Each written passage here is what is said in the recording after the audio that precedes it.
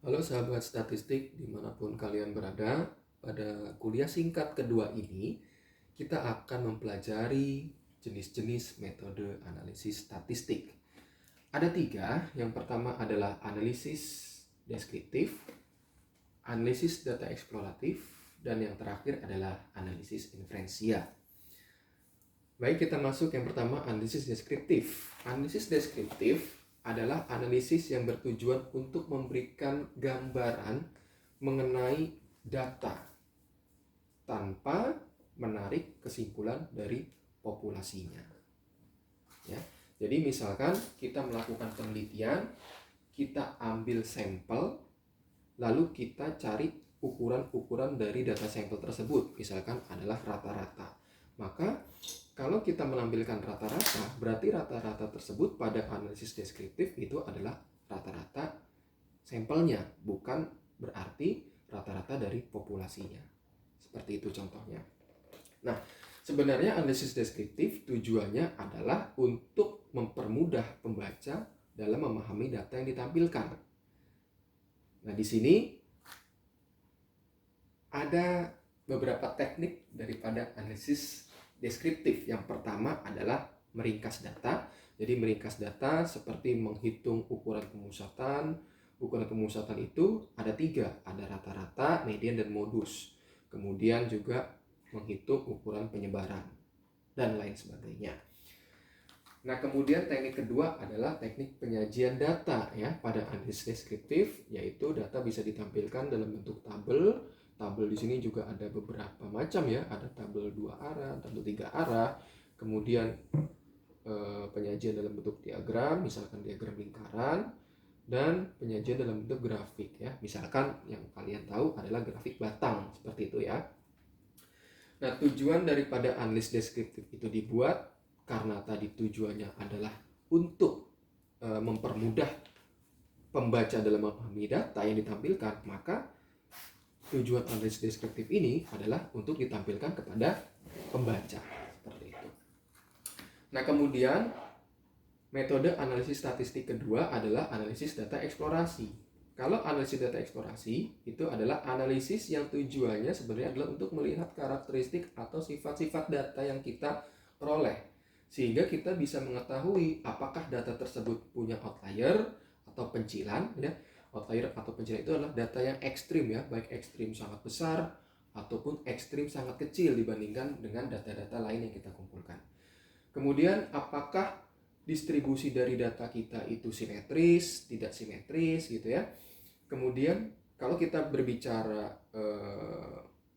dua variabel, maka kita bisa melihat dengan analisis data eksploratif apakah pola hubungan antar dua variabel tersebut memiliki pola yang linear atau tidak linear atau acak ya, atau acak. Nah, sehingga dari definisi ini kita bisa ketahui bahwa analisis data eksploratif bertujuan untuk menentukan metode yang tepat pada analisis deskriptif dan analisis inferensia ya. Nah, jadi di sini ada kaitannya dengan analisis deskriptif. Contohnya adalah ketika data yang kita peroleh memiliki pencilan atau outlier, maka pada analisis deskriptif untuk meringkas data untuk mencari ukuran pemusatan, maka metode yang tepat adalah dengan menggunakan median. Nah, seperti itu ya. Jadi analisis deskriptif memiliki keterkaitan dengan analisis eksplorasi memiliki keterkaitan dengan analisis deskriptif, seperti itu. Begitu juga ya, analisis data eksplorasi memiliki keterkaitan dengan analisis inferensia. Nah, tetapi kita belum bahas mengenai analisis inferensia, maka nanti contoh keterkaitannya seperti apa nanti setelah analisis inferensia dijelaskan akan saya jelaskan. Nah, teknik pada analisis data eksplorasi itu biasanya dilakukan dengan penyajian secara visualisasi ya. Jadi contohnya dengan menggunakan box plot ya. Jadi dari box plot kita bisa mengetahui distribusi dari data, kemudian apakah data yang kita kumpulkan memiliki pencilan atau outlier atau tidak. Kemudian dengan menggunakan scatter plot ya. Jadi dengan menggunakan scatter plot kita bisa mengetahui apakah pola hubungan antar variabel yang kita teliti itu linear, tidak linear, atau acak seperti itu. Nah, berbeda dengan analisis deskriptif yang tujuannya memang untuk ditampilkan kepada pembaca, tetapi pada analisis data eksploratif hasilnya itu kebanyakan untuk kepentingan peneliti. Kenapa? Karena tadi tujuan daripada analisis data eksplorasi adalah untuk menentukan metode yang tepat pada analisis deskriptif dan analisis inferensial. Seperti itu. Nah, kemudian metode analisis statistik ketiga adalah analisis inferensial.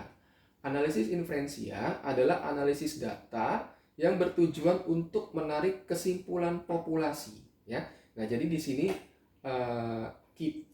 keywordnya adalah menarik kesimpulan populasi. Berbeda kalau tadi analisis deskriptif tanpa menarik kesimpulan populasi, jadi dia bicara ukuran-ukurannya ya hanya untuk ukuran-ukuran sampelnya saja. Tetapi kalau analisis inferensial, dari data populasi kita ambil sebagian elemen populasi yang kita sebut sampel, kemudian kita hitung ukuran-ukuran dari sampel tersebut, yang nantinya analisisnya bertujuan untuk menarik kesimpulan populasi.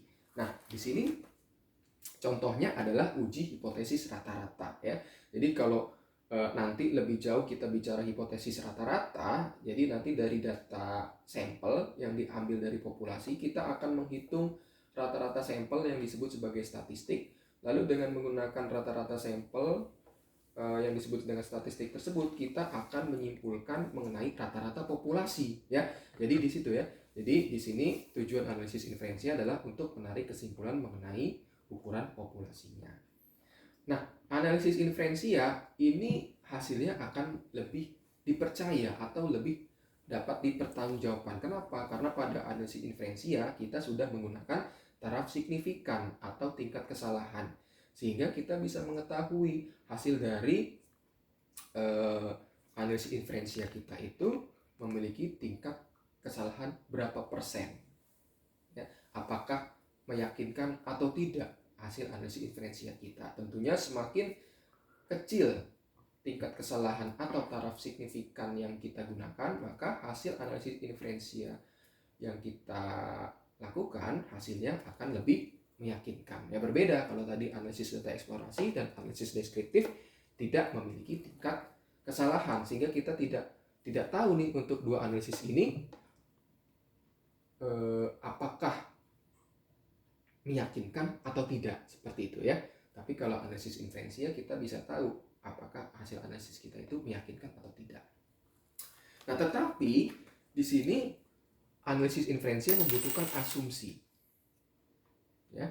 Jadi membutuhkan asumsi. Misalkan pada pengujian hipotesis rata-rata, ya, baik pengujian hipotesis rata-rata satu populasi, dua populasi, atau populasi berpasangan, ya, itu ada asumsi kenormalan yang harus terpenuhi, ya.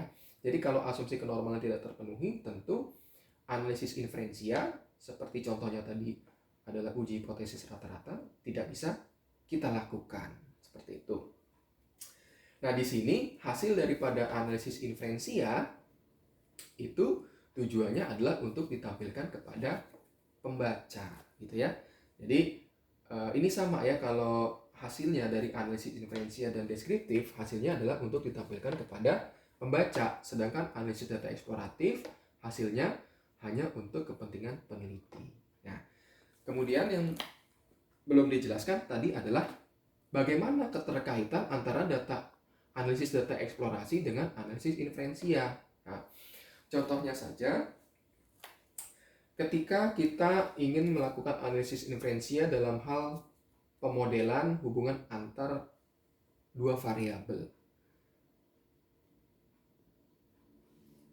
Nah, model apa kira-kira yang tepat kita gunakan untuk melihat hubungan antar dua variabel tersebut? Apakah model linear atau model non-linear? Ataukah model non-parametrik? Nah, untuk menentukan model yang tepat dalam menganalisis hubungan antar variabel tersebut, kita bisa menggunakan analisis data eksplorasi, ya, awalnya yaitu dengan membuat scatter plot, ya, atau diagram pencar hubungan antar dua variabel. Dari situ nanti terlihat apakah hubungannya linear, tidak linear, atau acak, sehingga kita lagi-lagi bisa menentukan metode yang tepat untuk melakukan analisis inferensial.